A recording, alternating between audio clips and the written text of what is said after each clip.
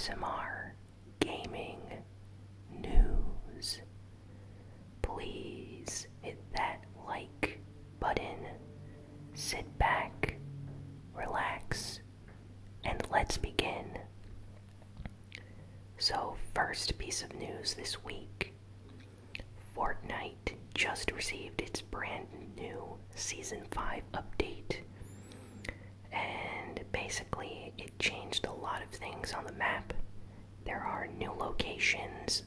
Epic Games on the official Fortnite channel released a trailer kind of showing, basically in Season 4, they started it with a loud, meteor, explosion. And Season 5, they had a similar video where it basically showed a guy in the desert spray painting the Der Burger sign, and then he gets transported outside of the real world into the Fortnite game. So it's kind of funny trailer, actually. And along with this trailer, they've added a bunch of new characters, skins in the Battle Pass. I'm actually going to do a reaction to that. The video should be out on Friday. I mean on Saturday, not Friday. On Saturday. And yeah, I'm really enjoying the map so far. A lot of the changes I like. I like landing at the unnamed Viking ship place on top of the mountain near Greasy Grove. It doesn't really have a name, but I like landing up there. It's a lot of fun. And the rest of the locations are really awesome as well. I just noticed that a lot of people like to land there, so it's kind of like the new Tilted Towers, or at least for right now. It'll probably change, but yeah, very nice addition. A lot of people are happy with the Season 5 update. And they changed a lot of things, like pump shotguns now. You can't really do double shotguns because there's a wait after you use a shotgun and you swap to another one. So it's not really the best thing to do right now. You should probably have like a drum gun or an SMG or something, and then quickly swap to that after you use a shotgun. But yeah, they made a lot of small changes. Explosives seem to be a lot more deadly this season. Grenades seem to do a lot of damage, and yeah, I was not expecting how dangerous grenades are now. So all these new changes in the update are very, very welcome. Next, we have some Overwatch news. So Blizzard announced that the Pink Mercy charity event thing that they had for cancer research, basically anyone that purchased the Pink Mercy skin would be donating money to the Breast Cancer Research Foundation, the BCRF. And apparently, according to Epic and this organization, they earned $12.7 million since this Pink Mercy skin started. So that is an insane amount of money raised. And the organization actually came out and said that in 25 years of their company or organization existing, they've never had, in a 1 year span, this amount of money given to them by one, company. So, yeah, Blizzard did something very special, and I was happy to be a part of it. So, good on Blizzard for doing a cancer, awareness for charity like this. I think that some people just bought it for the skin, but other people felt like giving to a good cause. So I really like when the gaming community does stuff like this. Next, Bethesda announced that they are going to be having Doom Eternal gameplay streamed live at QuakeCon in about a month. So for all the fans out there that love Doom, you're going to be able to get some actual gameplay footage in a month when they have QuakeCon. So I'm really excited for this. Doom Eternal, the trailer that they showed at E3 looks so awesome, like so awesome. I'm so excited for this game. I enjoyed the first Doom game a lot. I still have it in my copy. I even have it on Nintendo Switch. My friends really like that game. It's just a really awesome game. The soundtrack is great, and I think this new one is going to be just as good. Some new Pokemon news came out this week. Apparently there was a new Pokemon movie in Japan, and at the end credits they reveal the title for the next Pokemon movie that's coming out next year, so in 2019. And the next movie is going to be called Mewtwo Strikes Back Evolution. So, as a big Mewtwo fan, he is, or she I guess now, because there is a female Mewtwo, but I won't get into that, but Mewtwo has always been one of my favorite Pokemon, and I'm just really, really happy about this. Basically, every movie that had to do with Mewtwo I've watched. So I haven't watched all the Pokemon movies, I just watched the ones that feature Mewtwo or that he's involved with the story in some way. So really excited about this one, can't wait to watch it. Hopefully it gets released in the West as well, and it isn't just a Japanese exclusive for a year or something. But yeah, a lot of Pokemon fans are very excited about this. Next, Sony. Sony is very happy. Apparently their stock is in a 10-year high right now. So what this means is that since 2008 until right now, their stock has not been as good as it is right now. So the reason for this is back in like 2008 and 2009, Sony in general was having a lot of difficulties. It was the ending years for the PSP. The PlayStation 3 was not doing very well. Their Sony Bravia TVs were very expensive, and a lot of consumers were not buying them. And Blu-ray took a while to take off, but apparently right now in 2018, Sony is doing very well. They're back on top of things, and they are the #1 Japanese company for electronics and stuff, so glad to see them back on the top like this. They're very happy. They've given some interviews and gave their thoughts on how long they've come from like 10 years ago when their company was viewed as less, at least as far as stock prices go. So yeah, this is pretty cool. So hopefully this means good things for PlayStation in the future. Next, we have some news for the upcoming Spyro Reignited Trilogy, which is basically a remaster of the PlayStation 1 games. And yeah, there's some gameplay. There's like a gameplay trailer that they just released. It's really awesome.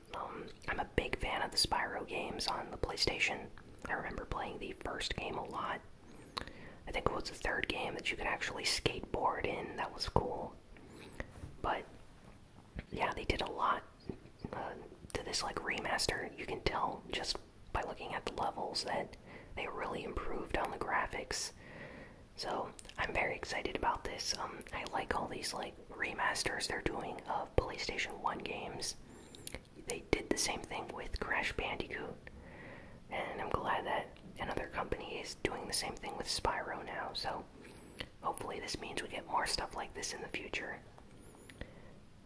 So if you're a fan of Spyro, go check out this gameplay on YouTube. Just type in Spyro Reignited Trilogy gameplay, and it'll be like the first video that pops up.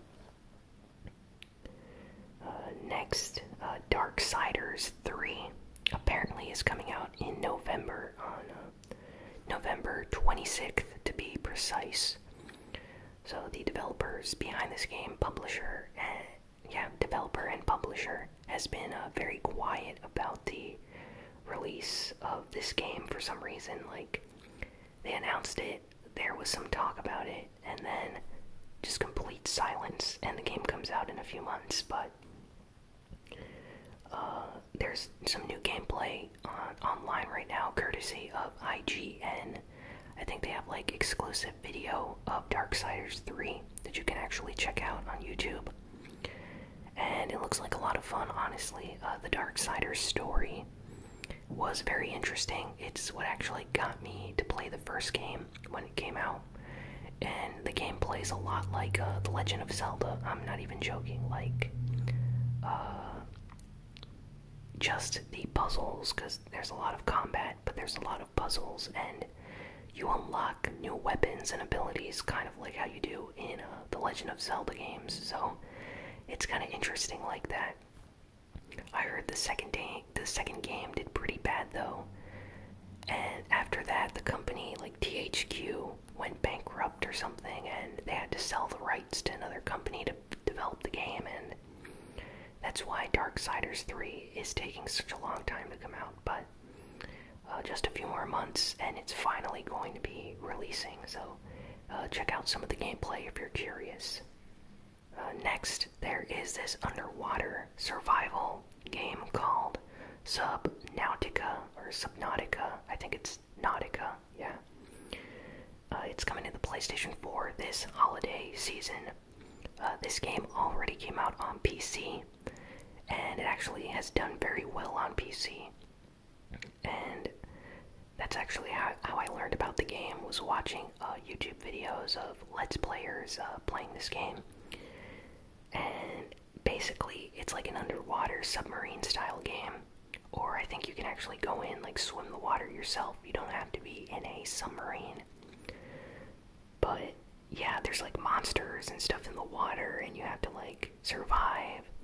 It looked very interesting, and I like underwater games like Endless Ocean and Echo the Dolphin and games like those. So this actually might be a good ASMR game, just because, you know, swimming around in the ocean can be kind of relaxing, as long as there's not monsters around like there are in this game. But yeah, it looks pretty cool. I think I might pick it up on the PS4 when it comes out. Next, Code Vein has been delayed. So Code Vein was shown about a year ago, I think, or maybe it was it was like a year ago, at like an Xbox conference. And Code Vein is like a Dark Souls game, but with anime characters. So it's like anime Dark Souls, or at least that's what a lot of people have been calling it. So the developers apparently decided to delay the game until next year. And the reason for this decision, they actually posted a lengthy, like, reason behind this. And they said that after a lot of fans this year got to try out the game, they took their criticisms to heart and are going to make improvements and adjust some things in the game before release. So I actually like that. You know, it's not every day that you see developers actually delay a game and decide to fix some things before it's released. So good on them for doing that. Either way, I'm still looking forward to this game though. Shenmue 1 and 2, the HD Collection that's coming out for the PlayStation 4 and PC and Xbox One. It's basically coming out for everything, I think. It's going to be removing the brand logos and branded products from the game. So, in the original Shenmue game, you had like Coca-Cola, like people drinking Coca-Cola, and there were actually Coca-Cola signs. And the main character actually wears a, I believe, Timex watch. And there's like a lot of other brand logos and products that are shown in the game. Well, apparently they couldn't have the licensing, so this time they decided to swap out the branded products for like generic products and stuff like that. So it's understandable, but some people are probably going to be disappointed about this. But there's also good news. Shenmue, the 1 and 2 HD Collection that's coming out, is actually going to have faster loading times, so you won't have to wait for a very long time through loading screens like in the original games. So that's really good to know. Warframe. Warframe is a game that I don't know much about. I know it's on the PlayStation 4 and it's free, I think. It's a free game. And I know I have some people that actually play this game. They tell me that the story is really interesting and there's like a lot of lore. And you have to like grind out levels for your character and upgrade their abilities and stats and stuff. So there's kind of like a competitive reason to keep playing. But Warframe is coming to the Nintendo Switch now, so if you're a Switch owner, you're now going to be able to play this game. Honestly, I think it's pretty cool that the Switch keeps getting all these great games, so maybe I'll finally try out Warframe. I could actually download it on the PS4, but I haven't downloaded it yet just because I don't know much about the game and I'm currently busy playing a lot of other games. But I've heard good things, very good things about the game. I think the developers are actually Canadian, so that's another cool little fun fact about the game. Pat from the Super Best Friend cast. Not sure if you guys are familiar with the Super Best Friends on YouTube, but Pat is a big fan of Warframe. He's always talking about it, and he has streamed the game a few times. So that's basically all my knowledge about the game is from him. Next, a classic arcade game by the name of Toki is coming out on the Nintendo Switch as a special like remake. They've completely redone the art style for the game, and I'm very excited about this. Now, I've never played the original like arcade version of Toki, but I owned an Atari Lynx. I owned two Atari Lynx systems, actually. They were both the second generation of the Atari Lynx. And one of the games that I owned was Toki.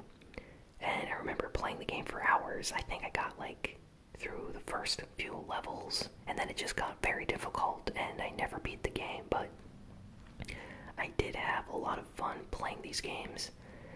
And I'll put up an image of the Atari Lynx so you guys know what I'm talking about.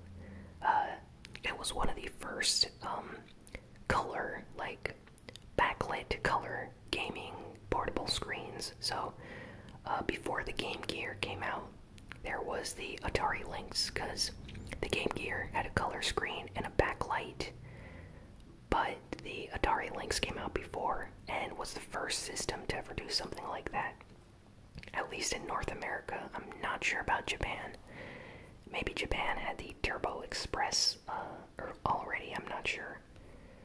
But regardless, Toki, I think I'm going to pick this up for the Switch. It's been a very long time since I've heard anyone talk about this game, and I always want to go back and play some of these games, so I'm really excited about this. It came as a big surprise this week when I was reading game news and heard about Toki again, so that's pretty interesting.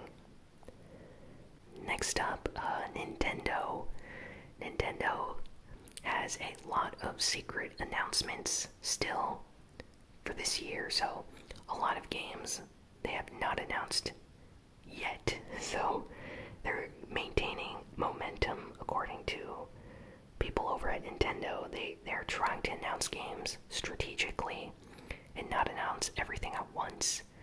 So this probably means that they have a lot more games coming for the Nintendo Switch that they have not revealed yet. So I'm really excited about this. I actually thought that Nintendo announced all their big games at E3 this year, but I guess there are still a few hidden games that'll come out this year that we know nothing about, so can't wait for the next Nintendo Direct. Hopefully we learn what these games are. And apparently, they're going to share some more things about their online infrastructure very soon. For those that don't know, Nintendo is going to have like Nintendo Switch Online, similar to PlayStation Plus and Xbox Live, and that's coming out very soon, but we still don't know much about it, so they're going to be explaining more about these upcoming features and stuff that's coming to the Switch, so I'm really excited about that. And yeah, that's all the big news for this week. I hope you all enjoyed listening or watching this ASMR Gaming News video. Please be sure to like, comment, share, and subscribe. And yeah, tell me what your favorite piece of news was in the comments, and I'll be sure to have a new ASMR video up very soon. Thanks again for watching. So long.